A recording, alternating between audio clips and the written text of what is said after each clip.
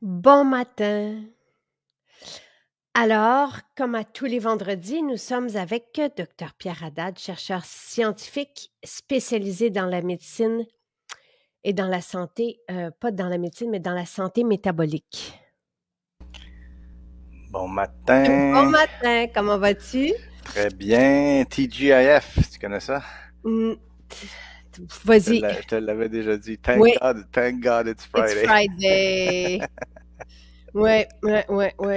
Et un beau week-end, puis c'est la semaine Oui, de relâche oui, pour oui, tous oui. tous les parents qui ont des enfants, là, donc c'est ça, j'ai un gros chien entre les pattes. Tu sais, hier, on allait chercher les enfants parce qu'il y en a qui ça commence aujourd'hui, puis c'était vraiment très agréable, là, tu sais, Ouais, l'espèce ouais. de ce qui se passe dans l'air, là, la belle énergie.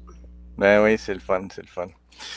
Alors, Beaucoup de questions, hein, oui, Pierre? oui, oui, comme d'habitude, mais c'est bien correct. Puis Mm, j'en ai regroupé plusieurs parce oui, il y en avait plusieurs qui se.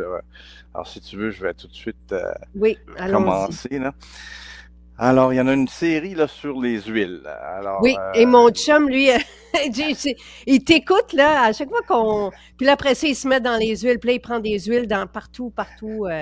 Fait que c'est bon, c'est bon. Tu sais, alors, même quand on est dedans, c'est ça que je veux dire. Quand on est ouais, dedans, ouais, ben puis ouais. on se rappelle, tu sais, les bienfaits de tout ça, là, c'est très motivant. Ouais, ouais, ouais. Ben écoute, justement, il y en a plusieurs types d'huiles végétales et animales, mais c'est surtout les végétales qu'on parle en ce moment. Puis, alors parmi les questions, il y a huile de coconut et est gras saturé, est-ce bon? Huile de calonna, bon ou non? Huile de cameline, oui ou non? Il semblerait que l'huile de lin soit parmi les meilleures, est-ce vrai? Quelle huile est mieux pour la santé entre les huiles d'argan, d'olive et de TCM? Quelle est la meilleure huile selon les études pour la prévention cardiaque et la pression sanguine? Quels sont les bienfaits de l'huile d'avocat? Bon, alors, Ah, c'est toutes des huiles végétales. Je suis obligé de dire que l'huile d'olive extra vierge, c'est définitivement l'huile qui a le, le plus été étudiée, donc dont les bienfaits sur le système cardiovasculaire et métabolique sont les mieux documentés. C'est pas que c'est la meilleure huile, mais c'est l'huile qui a le plus c'est ça, d'études, qui a d'évidence été oui, c'est scientifique. ça, voilà. Alors, je fais avec ce que je peux, là. Ouais. Mais en général, par contre, je peux faire des commentaires qu'il faut favoriser des huiles qui sont riches, on en a parlé, riches en gras insaturés et pauvres en gras, acides gras saturés. Donc, un rapport d'environ 80-20, là, 80% de gras insaturés et 20% de gras saturés. Mais à ta grande surprise, l'huile TCM, parce qu'au Oui, début, oui. tu disais: «C'est quoi cette bébête-là?» Puis après ça, Ben, en étudiant puis en poussant, tu as fait: «Ah oui, c'est bon». oui, j'y reviens. L'huile OK, TCM, parfait. c'est parmi ma réponse.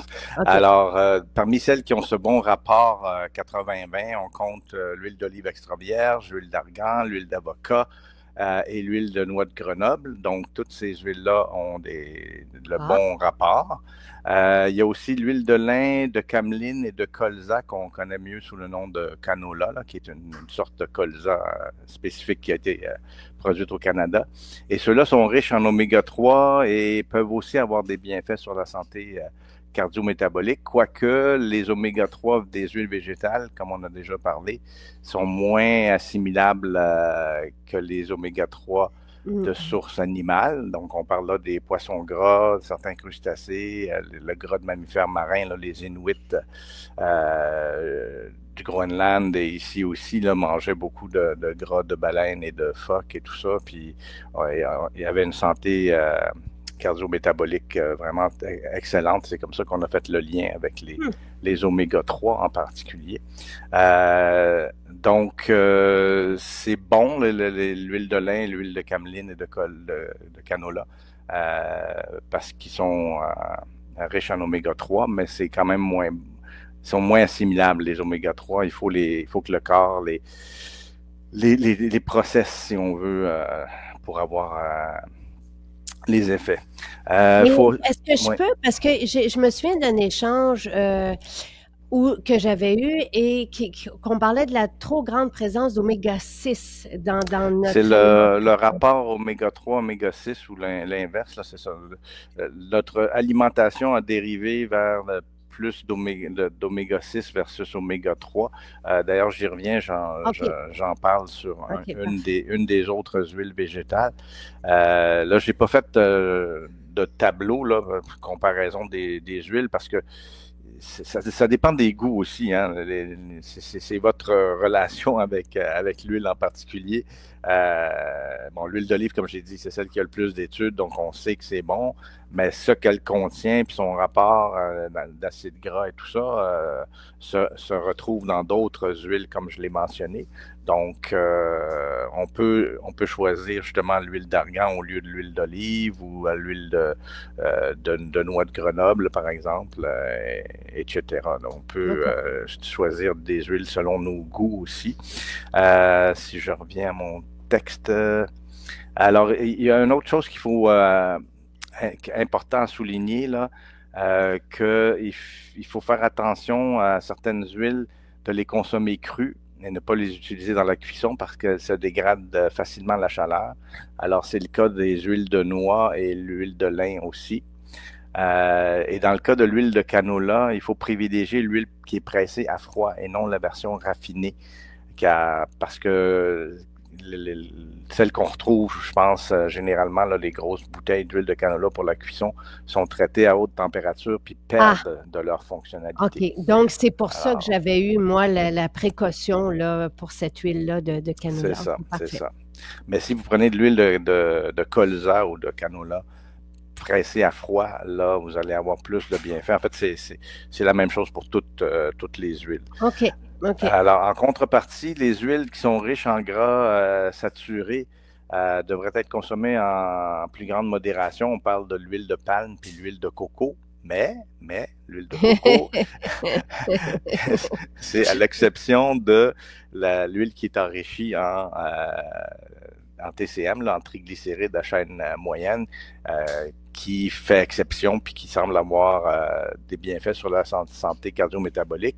Et j'ai regardé les études et encore là, ce qui est important de noter, c'est qu'il faut privilégier les huiles pressées à froid plutôt que les huiles raffinées. Alors, l'huile de coco, même si elle est riche en acides gras saturés, elle est riche en acides gras à chaîne moyenne, mais il faut privilégier l'huile pressée à froid et non les huiles de coco industrielles là, qui sont donc traitées et qui là aussi perdent de leurs bénéfices.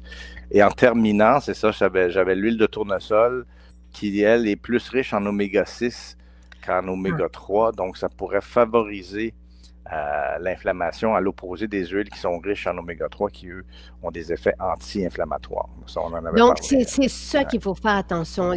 Trop de 6 nuit à la santé et on est vraiment débalancé. Donc, ce qu'il faut retenir, c'est ça. Donc, favoriser tout ce qui est, en fait, à retourner au 3. Oui, exactement.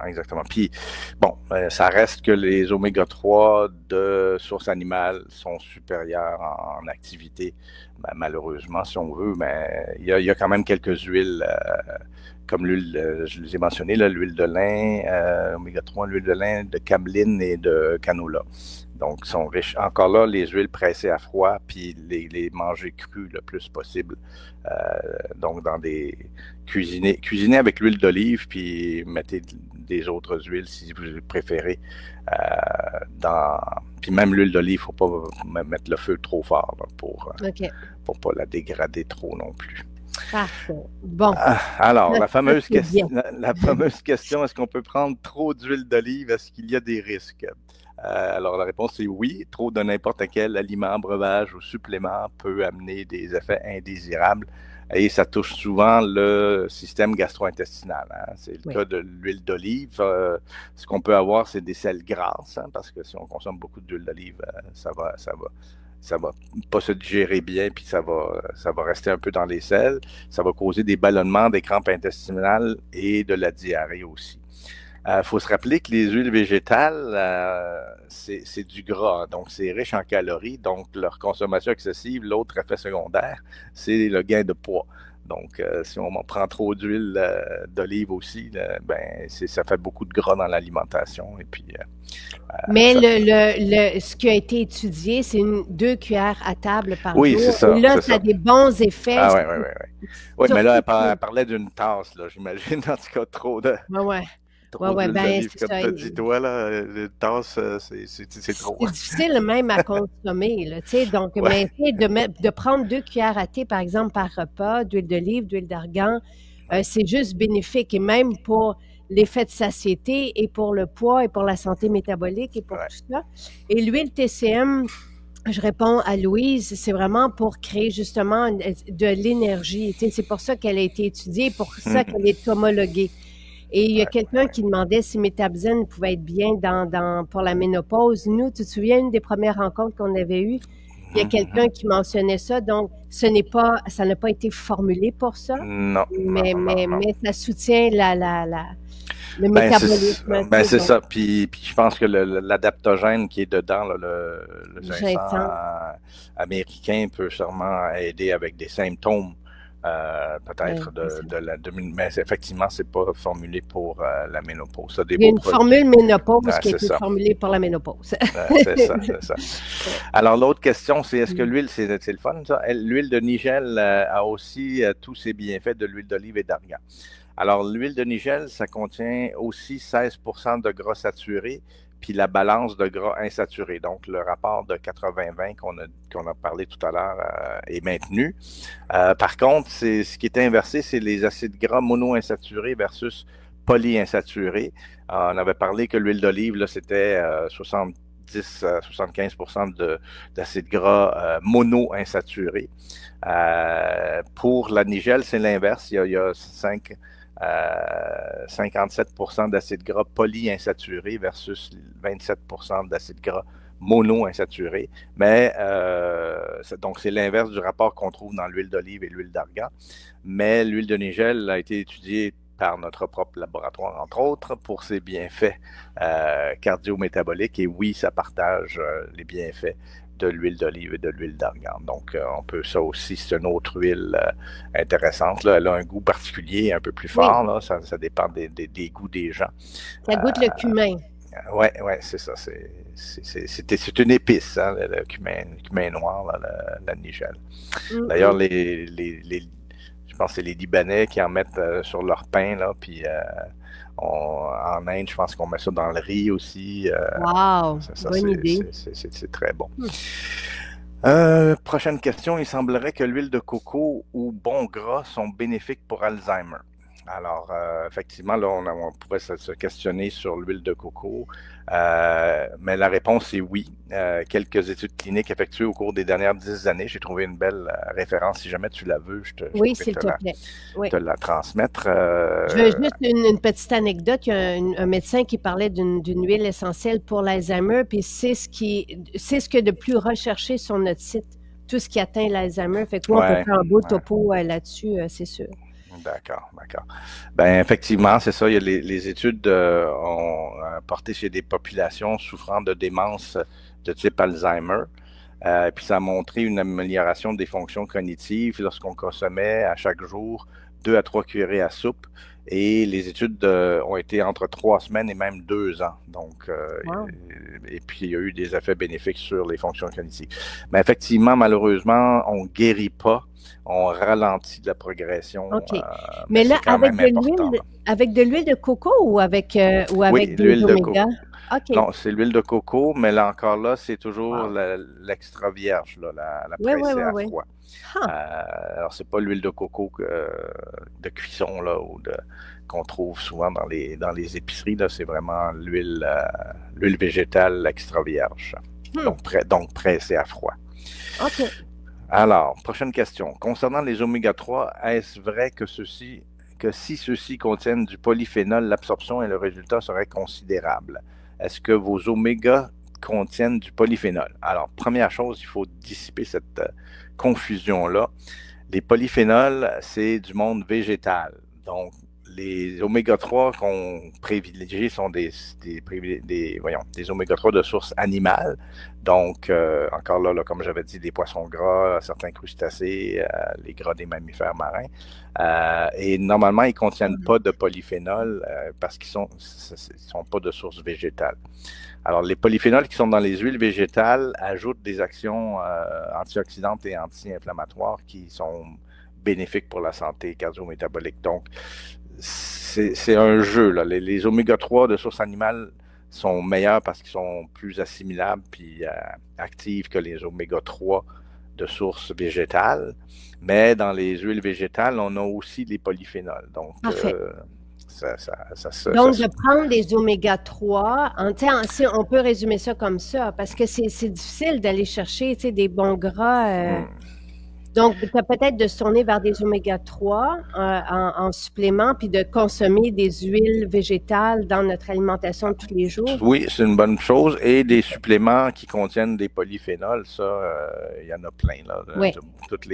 Beaucoup des plantes médicinales qu'on vous propose dans les suppléments, dans les formules, là, en contiennent beaucoup de polyphénols. Donc, et la salade, c'est ça aussi.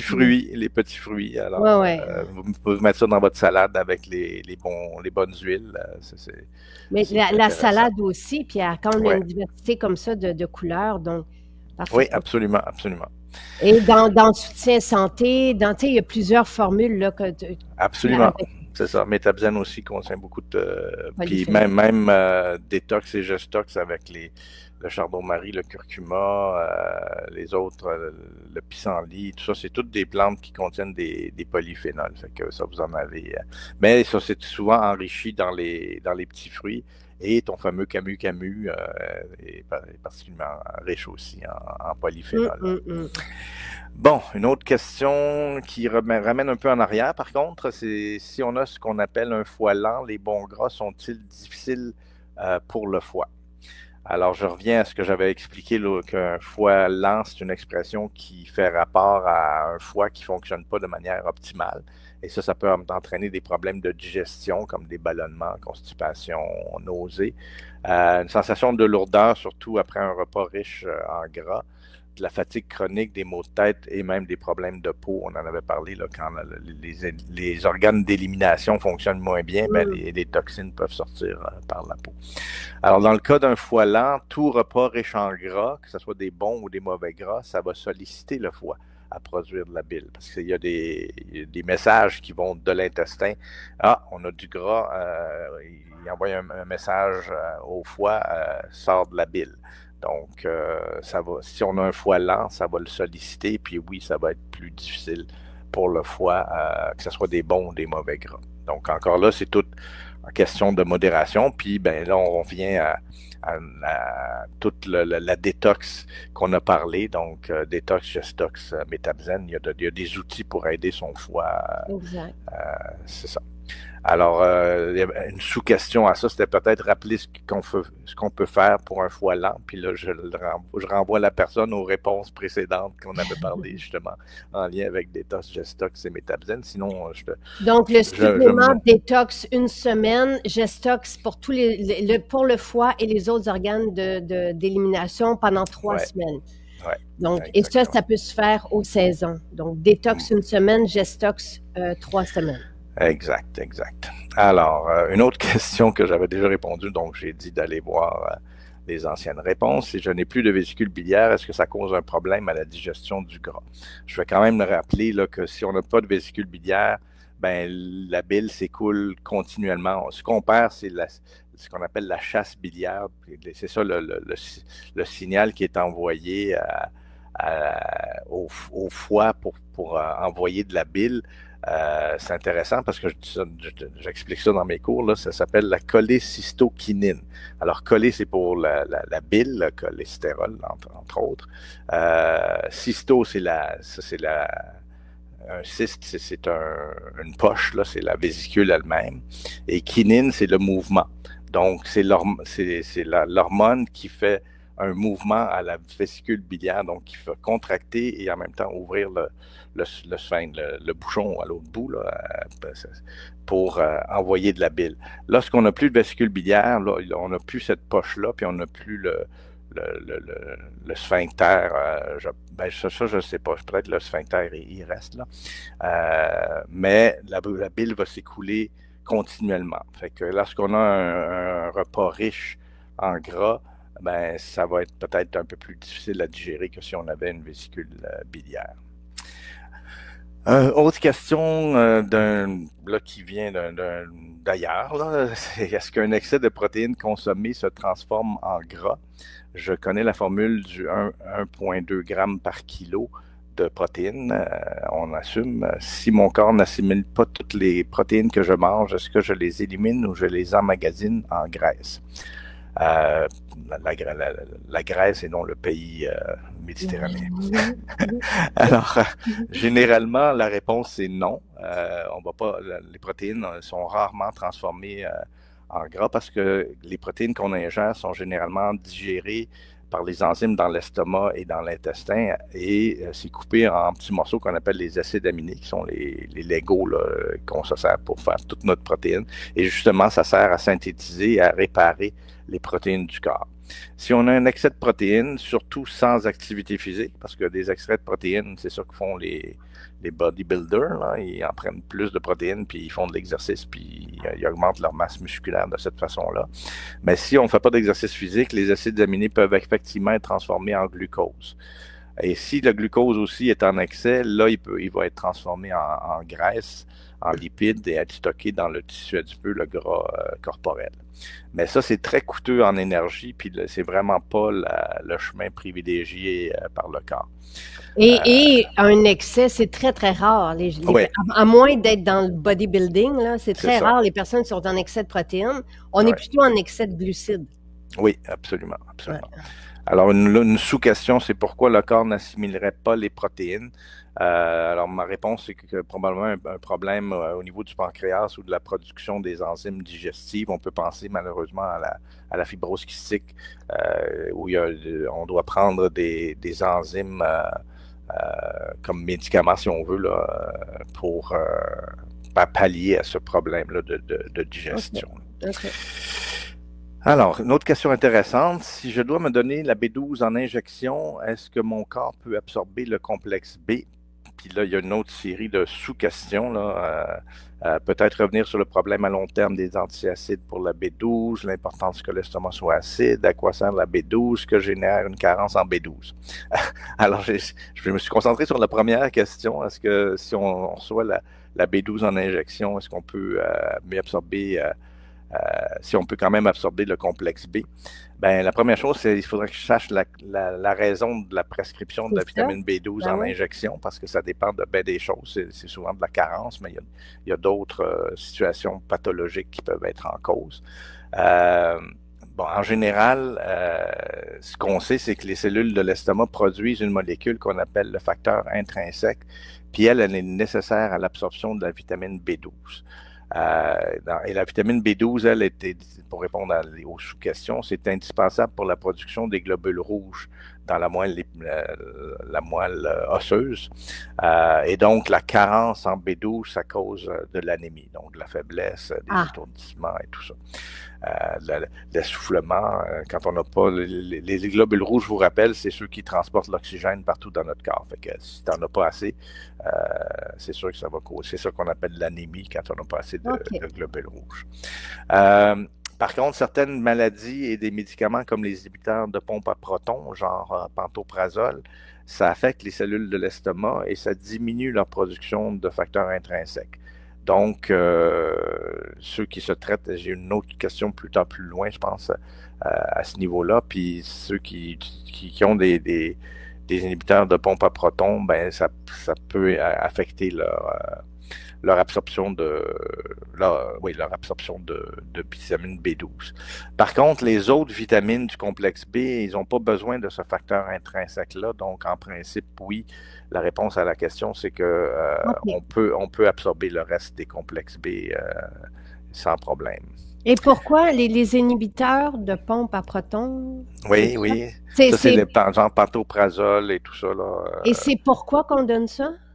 Pour les brûlures d'estomac, Ah, OK. souvent c'est des Bon. effets secondaires d'autres médicaments. Hein. Ah, OK. On les OK, rajoute, OK. OK. c'est des antiacides, excuse-moi. Là. OK, C'est, d'accord. Mais non, mais c'est bon que je le sache. ouais, ouais. Parfait. Alors, ouais, c'est bon, déformation Donc, professionnelle, on ne prend parfaitement pas connu. ça sur le long terme. Ben, C'est ça. malheureusement, les gens sont pris avec ça souvent parce que les effets secondaires il y a certains médicaments qu'on consomme Ah, sur les longues périodes, puis les effets secondaires, fait que ah. les IPP, là, les inhibiteurs de pompe à protons, comme on dit, parce que tu IPP, as une OK. pompe, cette pompe-là, c'est celle qui envoie l'acide dans l'estomac. C'est pour ça, les protons, c'est ça l'acide, en fait. Donc, OK, mais merci, parce qu'on n'a pas ce petit cours-là quand on rencontre notre médecin. Non, mais tu sais, il faut savoir les ouais, IPP, parce que ça ouais, revient souvent, là. ouais, D'accord. effectivement, OK, mais comme on prend des médicaments sur le long terme, les antiacides viennent sur le long terme aussi, donc on se ouais, retrouve avec une carence en B12 souvent, et c'est donc ça. un mauvais fonctionnement des globules rouges. Ouais, exactement, exactement. Ouais, ben, bravo, t'as Je bien viens de suivi. comprendre. Ouais. Parfait. Alors, est-ce qu'il y a une façon de contourner ça ou de... Euh, ben écoute, il y a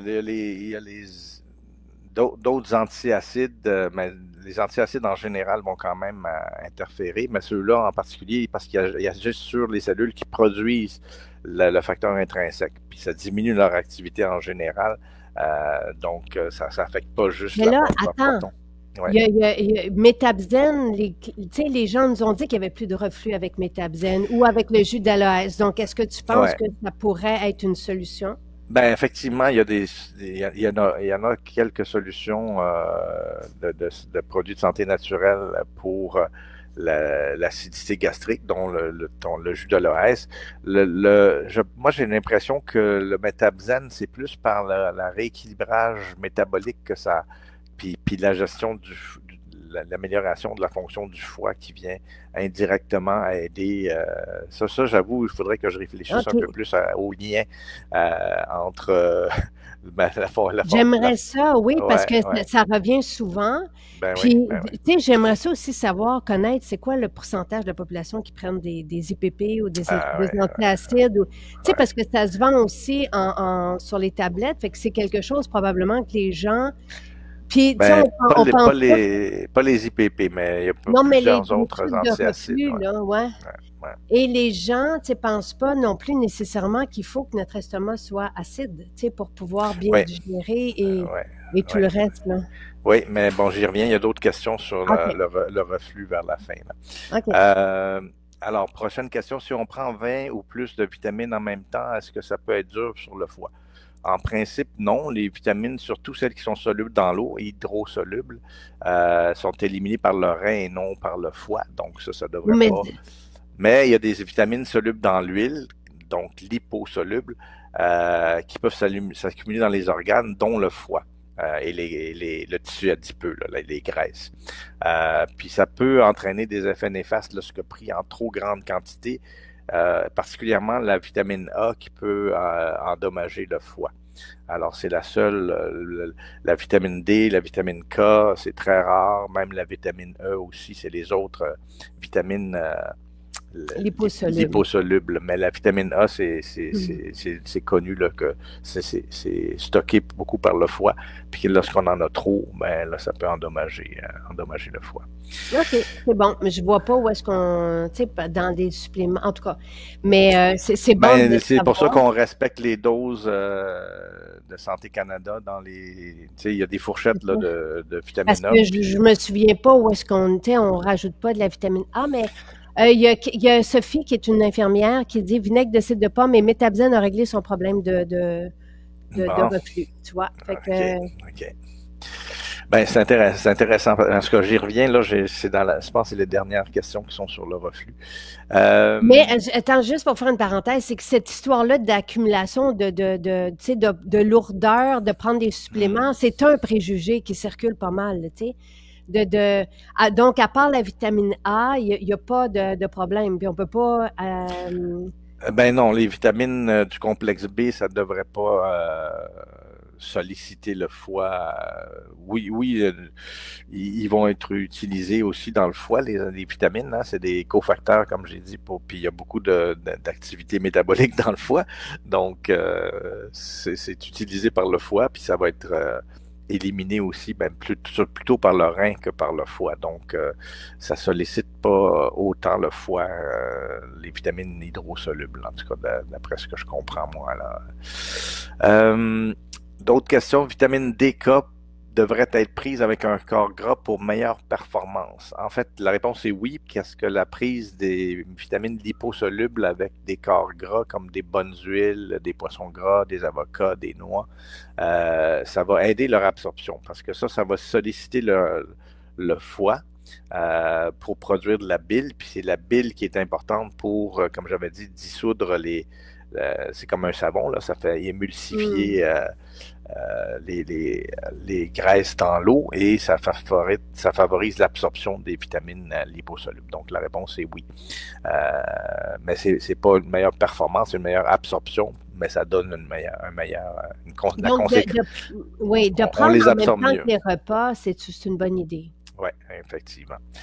OK, autre question maintenant, on s'en va ailleurs. Est-ce que les électrolytes peuvent aider avec symptômes d'une basse pression, surtout l'été?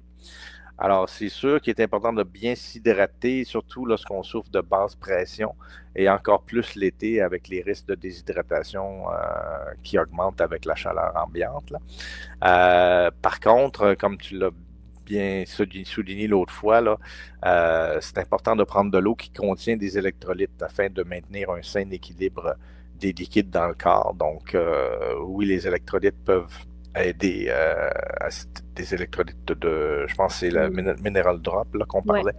Ouais. Ça peut aider effectivement à bien s'hydrater, mais là,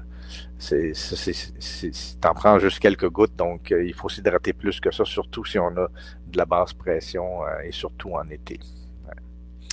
Là, on change de registre encore, c'est ça, parce qu'il y avait un peu de... C'est un bon mélange cette fois-ci. Manger le vrac avec la vinaigrette maison Jacinthe, environ 7 cuillerées à table le midi. Bien sûr, elle contient le vinaigre de cidre de pomme, le damari et le sirop d'érable. De plus, je consomme le beurre d'amande à raison de 2 cuillerées à table par jour. Est-ce trop de gras? Alors, je lui ai répondu non, ce que vous décrivez ne représente pas trop de gras et ça semble être du bon gras en plus. Bon appétit. Bravo! OK, c'est bon. C'est très bon. Et dans la vinaigrette, il y a aussi l'huile d'olive, là, c'est ça en majorité? Oui, c'est ça. Parfait. C'est ça. Okay. Donc, des bons gras. Ouais. Alors, on termine avec effectivement les deux questions au niveau du reflux. Alors, une de la dame qui parlait de la vitamine B12, elle avait aussi une sous-question qui n'avait pas rapport, mais je l'ai déplacée parce qu'elle concordait avec l'autre question que j'ai ici. Alors, peut-on avoir des effets sur reflux? Entre parenthèses, pourquoi a-t-on des reflux? Avec le jus d'aloès et le vinaigre de cidre de pomme avant les repas. Alors, si on peut avoir des effets sur le reflux avec le jus d'aloès et le vinaigre de cidre de pomme avant les repas.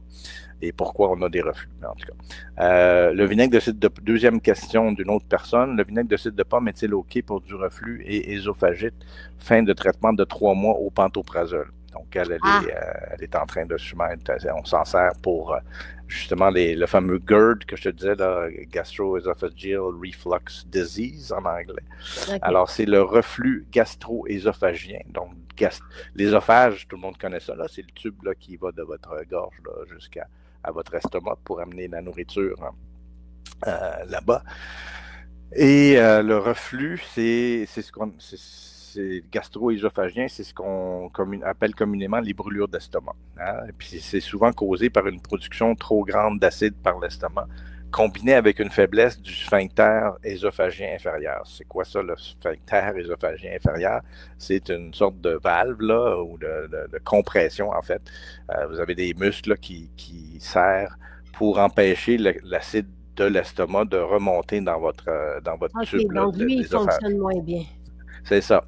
S'il y a trop d'acide et une faiblesse de ce sphincter-là, ben, il va y avoir de l'acide qui va remonter dans votre réservage, puis de l'acide, ben, ça brûle. Donc, vous allez sentir des brûlures et à la longue, ça peut causer des varices et ces varices-là peuvent crever et vous allez avoir de l'hémorragie interne. Donc, ça peut être grave lorsque c'est pas contrôlé. C'est pour ça que... Alors, le jus d'aloès, on en avait parlé, ça avait montré des effets bénéfiques dans ce contexte-là. Il est homologué pour ça, pour soulager Ouais. de toute inflammation, je pense, au niveau du tractus gastro-intestinal. Donc, ce qui OK. part de là, qui va jusqu'à... Ouais. Oui, Soulager parce les qu'il y a douleurs. d'autres bénéfices aussi. C'est vraiment... L'aloès, c'est voyons... Il me semble qu'il y a des effets anti-inflammatoires, puis il y a des bonnes choses là, dans Et l'aloès. tout ce qui C'est est ça, douloureux, Pardon? tout ce qui est douloureux. Je Oui, pense que oui, oui, oui. l'homologation, c'est soulager des Puis vous savez, douleurs. l'aloès, ça sert à aider à cicatriser les plaies et tout ça en externe, hein. Des crèmes avec de Oui, l'aloès ben et oui, le ben gel oui. d'aloès. Ben, ça fait la même chose à Ah oui. l'interne, dans votre tube gastro-intestinal. Ça va aider dans ce sens-là. Par contre, à l'opposé, moi, ce que j'ai vu puis ce que je comprends, c'est que le vinaigre de cidre de pomme, ça peut aggraver parce que c'est de l'acide. Donc, j'étais un peu surpris de voir que des gens suggèrent de l'acide. Ben, j'ai vu qu'on pouvait avoir des brûlures d'estomac si notre système produit pas assez d'acide. Et là, c'est intéressant parce que là, la digestion va être plus lente, donc les aliments vont rester dans l'estomac plus longtemps, puis ils vont fermenter, produire du gaz, puis le gaz, c'est lui qui va pousser sur votre sphincter, puis il va forcer le gaz à sortir, mais là, l'acide va aussi pouvoir. Alors, on peut avoir un reflux à cause d'une trop basse acidité. Alors ça, je l'avais pas Donc, parce que compris. le lien qui avait été donné déjà par une nutritionniste, tout ça, dans une émission, et c'est de là que ça vient, c'est que le vinaigre de cidre de pomme et le jus de citron déclenchent le travail de l'estomac. Donc, c'est pour les personnes qui ne produisent pas assez, donc leur estomac. Donc, c'est un peu comme justement de prendre des électrolytes, ça réveille notre machine électrique. Donc, le jus de citron, le vinaigre de cidre de pomme va réveiller ce travail-là de l'estomac s'il fonctionne moins bien. Mais quelqu'un qui a l'autre symptôme, tu sais, parce que l'estomac fait trop d'acidité, donc là, c'est davantage, c'est ça. Donc, le jus d'aloès. On rajoute de l'acide sur l'acide, ça fait pas de sens que ça va améliorer. Donc, le jus d'aloès et peut-être voir qu'est-ce que peut faire Métabzen dans tout le métabolisme à ce niveau-là, puisqu'il y a des témoignages, peut-être que ça pourrait être... Oui, je vais pousser davantage, mais c'est juste parce que je suis occupé à plein d'autres affaires, hein, fait que tu me gardes bien. C'est parfait, on aime ça. Même si c'est acide, le vinaigre de cidre de pomme sera ouais, mais alcalinisateur. Moi, tout ce langage-là, qu'on alcanalise le corps, tu sais, c'est pas appuyé. Il y a quelque chose d'un peu trop ésotérique, là, tu sais. Ouais, mais il y a des plantes alcalinisantes, comme l'ortie, par exemple, qu'on a dans le Gestox. Et c'est à travers les minéraux et tout ça qu'on peut avoir cet effet alcalinisant. Ben, c'est ésotérique, oui et non. Il y a quand même des balances à avoir dans le corps. Et il y a tout un concept, effectivement, là, qu'un terrain plus acide et plus fertile pour des crée maladies. la maladie, Ouais. mais c'est parce que ton ami, ton collègue pharmacien avait dit que respirer, c'est que de prendre des trucs alcalinisants ou à connotation, ça, c'était pas prouvé. Fait que moi, je me tiens loin de ce discours-là, juste à cause de ça. Ouais. Mais ça ne veut pas dire que c'est pas vrai, puis peut-être qu'on pourra, tu sais, justement, parler des chakras et de ça à un moment donné. Et Monique, c'est pas le gel d'aloès qu'on prend à l'interne, c'est du jus, c'est le jus d'aloès. Donc, il faut juste pas le gel, on l'applique sur la peau. Donc, le contenu de l'estomac ne Là, il y a Il y a une discussion, bon. ouais, ouais, il y a une discussion à avoir, là, tu sais, est-ce Ouais. que, Mais tu en sais, tout là, les cas, gens scientifiquement, le concept de donner de l'acide à quelqu'un qui a déjà de l'hyperacidité, c'est ça. ça fait pas de sens. Non, c'est ça. Fait Et que- ça, c'est plutôt de toute façon, le jus d'aloès est homologué pour ça. Donc, oui, c'est oui, que oui, ça oui. peut Mais être. là, on parlait du vinaigre de cidre de pomme. C'est ça. Le C'est ça vinaigre qui... de cidre de pomme, il y a un test à faire, oui, pour savoir si notre estomac est acide ou pas assez acide. Puis ça, ça va été donné justement par la nutritionniste. Puis je pense que c'est de prendre de la bicarbonate de soude dans un petit peu d'eau et Ouais. d'avaler ça. Mais tout ça avait été donné dans une émission. Ça ne vient Ok, pas de moi, ok. ça vient d'une nutritionniste Ok, pour ok, savoir ok. si on a ce travail-là qui fonctionne bien ou pas. Mais le Ok. vinaigre de cidre de pomme a d'autres vertus, mais peut-être pour quelqu'un dont l'estomac est en feu, c'est peut-être pas une bonne idée. Exactement. Ça serait ça en résumé. Oui, oui, oui. C'est un bon message. Fait que moi, ça complète les questions cette semaine. Oui, Puis- merci. Et je veux juste tu sais, parce que effectivement, ce que dit Pascal, c'est que c'est pas parce qu'un aliment est acide que ça déclenche nécessairement de l'acidité. Je comprends la réflexion, tu sais, le jus de citron, tu sais, tout ça, le vinaigre de cidre de pomme, mais bon. Mais pourtant, moi, en tout cas, dans mon entourage, c'est ça, même les fruits un peu plus acidulés comme les tomates et tout ça, les gens qui souffrent d'hyperacidité, ils ont tendance à éviter des sauces, trop de sauce tomate ou trop de choses. Ouais. Mais enfin, ça, c'est mon expérience juste personnelle. Là. Je ne sais pas si ça a un fondement. Mais de se tourner vers ou le le jus jus d'orange aussi, c'est ça, tout ce qui est. C'est ça. Mais de se tourner vers le jus d'aloès, c'est Ouais, sécuritaire. ouais, ouais, Et c'est ouais. bien le jus d'aloès, c'est un jus d'aloès frais, comme celui qu'on vous propose, qui est homologué pour ça. Donc, qui est vraiment homologué pour soulager des symptômes là, d'irritation au niveau du tractus gastro-intestinal. Bravo, Donc, bravo. voilà. Merci Pierre, merci, Ça fait merci. plaisir, Tout le monde ça fait te plaisir. remercie, tu nous éclaires, tu expliques bien et c'est fort sympathique, comme le disait France un peu plus tôt. Bon, Merci parfait. beaucoup. Bye Ça fait bye. plaisir. Bonne journée, tout le journée. monde. Bonne fin de Bye. semaine. Puis